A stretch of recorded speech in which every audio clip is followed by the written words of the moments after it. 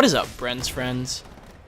It is your boy Z3Gs here, and this is going to be a Titanfall sniper gameplay using the Kraber with the 4.5 scope, I believe.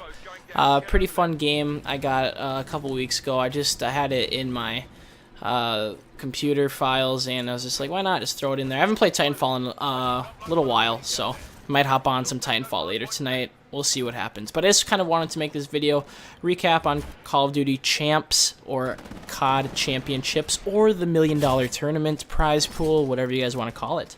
So it's going to be pretty quick, guys. I just kind of wanted to talk about my predictions. Basically, I'm going to start it off with my predictions. We're going to be Optic Gaming versus Complexity Gaming in the finals of Call of Duty Championships. I was nearly right. Complexity versus Optic Gaming played in the semifinals. Optic ended up choking a 2-1. They had lead for a series count, map count, whatever you want to call it. On Cole, it was a sovereign domination. Optic Gaming had a 17-point lead going into the second half of Sovereign Dom, and they ended up choking it. They ended up choking the next couple maps, and it is what it is. Cole came back, the powerhouse they are. Congrats to them. I'm not going to go into why I don't like Cole. That's a whole nother commentary. I shouldn't say much as Cole I don't like. I should say Aches I don't like. But I'm not going to go into that. I'll make that a different commentary. But basically, Optic really just proved themselves worthy. That's kind of the thing I wanted to get out. Even though Optic didn't win, even though people wanted them to win and they didn't win, I think the whole team feels accomplished, that this new roster revolved around Nadeshot worked. They had their ups and downs in scrimming online, but LAN is a different story. They're a whole different team on LAN. They're a whole different team when they get hyped, when they're playing next to each other in the flesh. They're nearly unstoppable. They proved that today, nearly shutting down Complexity, and it was fantastic to watch. You could see how focused these guys were, how much they really wanted to win, and how good they were together, especially with Clayster and Scumpy getting that hype. It was just scary to see how good they were performing at that high level, because when they get hyped, they're unstoppable. So I just kind of wanted to go through their road. They got a second seed placing in their pool play, which made them play TK or Team Caliber, which was a very, very high-end team. They've placed top 4 at the last 4 events, I believe.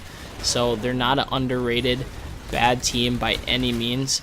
They're probably one of the better teams actually in the tournament. And I thought to myself, TK is going to be at least a top 4 team. Optic ended up 3-0ing Team Caliber.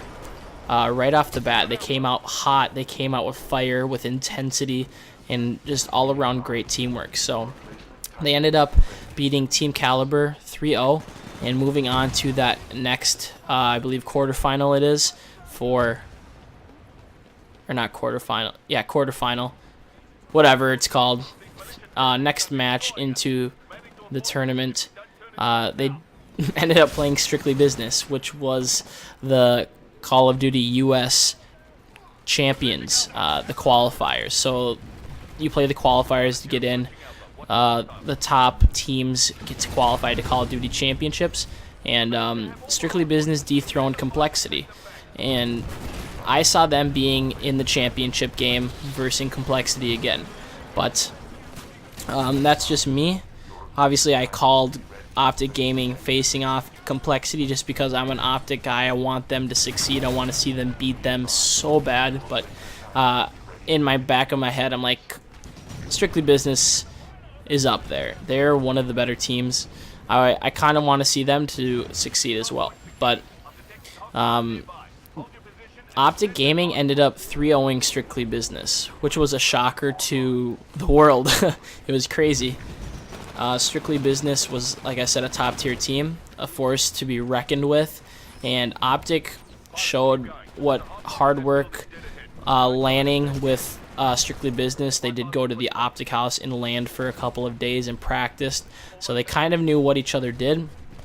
But all in all, just raw skill, talent, hard work, wanting it bad enough, and then just the hype factor really led Optic to the success they had in this tournament.